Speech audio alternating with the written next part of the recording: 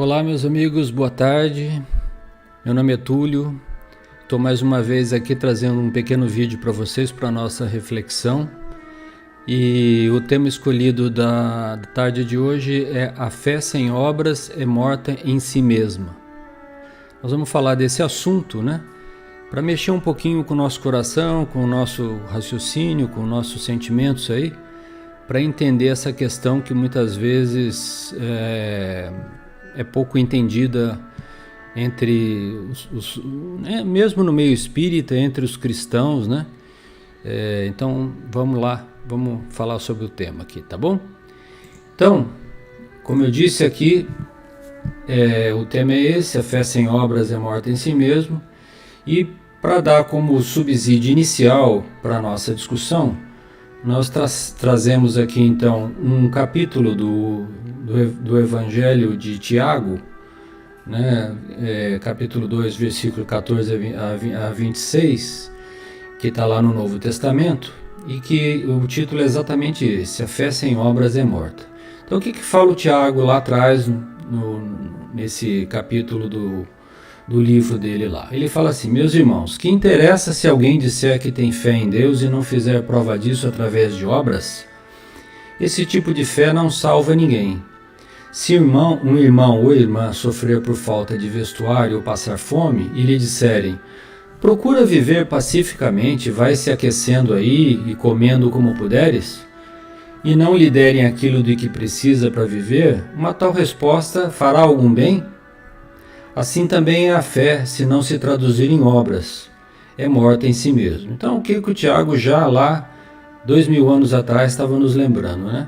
Não adianta ter uma ótima e fantástica relação com Deus, né? Crer em Deus firmemente, se isso não se traduz no dia a dia, no nosso dia a dia, em forma de ação, né? Então é isso que o Tiago tá nos dizendo aqui, né? Então, o que adianta chegar para uma pessoa que está passando fome, passando frio, como ele falou, e oferecer o Evangelho para ela? Nada, ela não quer saber do Evangelho, quer saber de diminuir a fome e o frio que está passando. Se na família dela tiver crianças passando fome, você vai lá falar para as crianças do Evangelho? Não, tem que resolver o problema que está acontecendo lá, né? Então, por isso que mais para frente vocês vão ver que a gente vai falar da caridade, né? Então, como eu sempre digo, né, nossos comentários aqui são sempre baseados à luz da doutrina espírita codificada por Allan Kardec. E Kardec já nos falava lá no prefácio do Livro dos Espíritos que a fé inabalável é somente aquela que pode encarar a razão face a face em todas as épocas da humanidade. Então é a fé raciocinada, é aquela que está de mãos dadas com a ciência e com a filosofia, tá certo? Mas que tem raciocínio por trás dela e não simplesmente o acreditar, tá certo? Para então começar a esquentar um pouquinho aqui a nossa discussão, acho que todo mundo já ouviu falar da famosa carta de Paulo aos Coríntios, né? Que está lá no capítulo 13, 1, né? E esse aqui eu extraí só um trechinho da carta, porque ela é bastante longa, mas quase todo mundo conhece, né? Então o que o Paulo falou lá naquela época? Ainda que eu falasse línguas, as dos homens e as dos anjos, se eu não tivesse a caridade, seria como o bronze que soa ou como o símbolo que tine.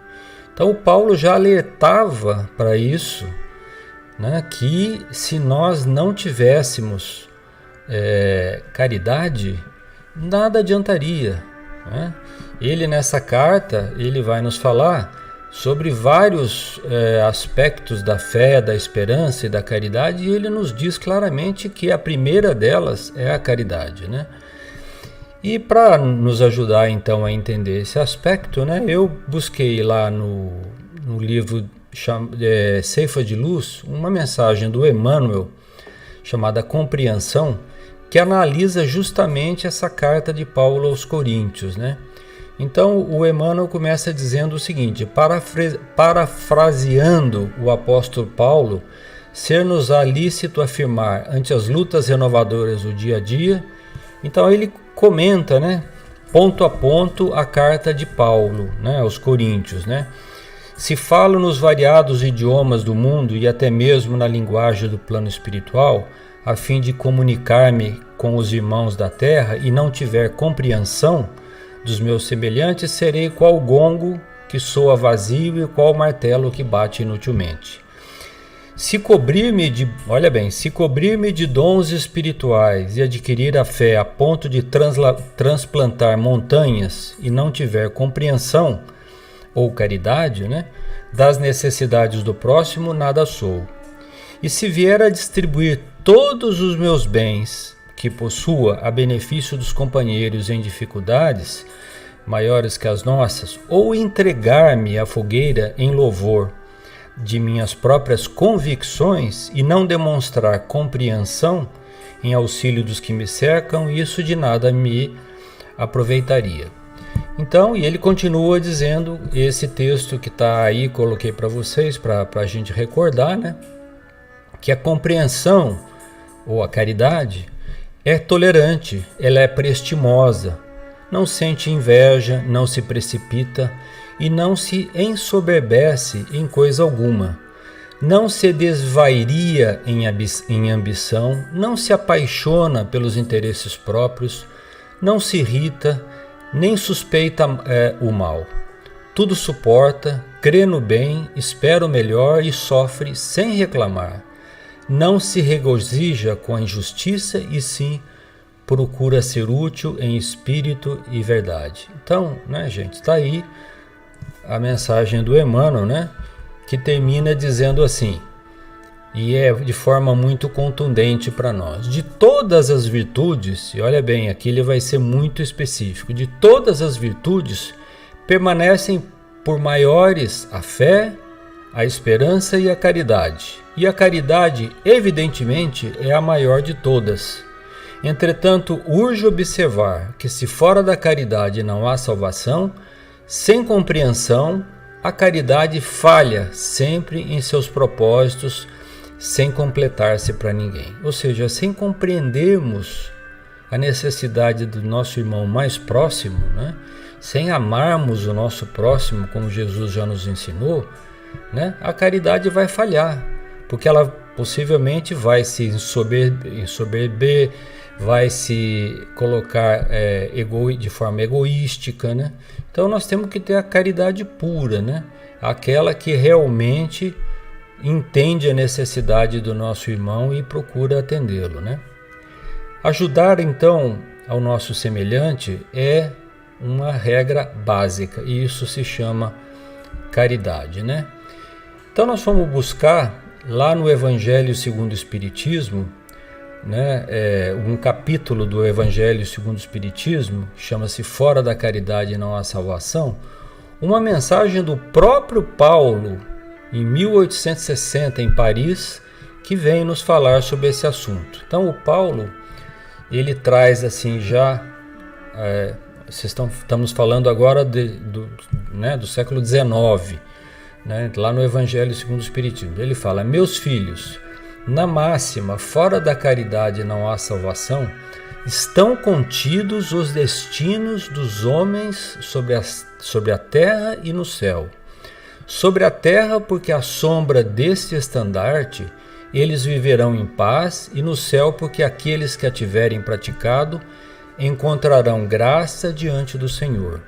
Essa divisa é a flama celeste, a coluna luminosa que guia os homens pelo deserto da vida para conduzi-los à terra da promissão.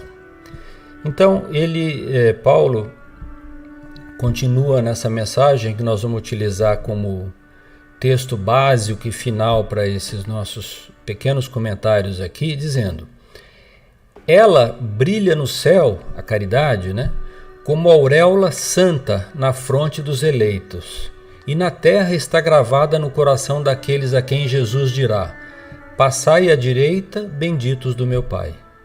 Podeis reconhecê-los pelo perfume de caridade que espargem ao seu redor. Nada exprime melhor, vejam bem, hein?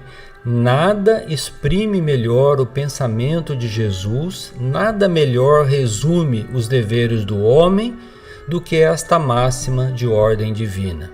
Então vocês vejam a importância que Paulo está dando para essa máxima: fora da caridade não há salvação, né? Ele diz que nada exprime melhor o pensamento de Jesus, né? Atentemos para isso, né?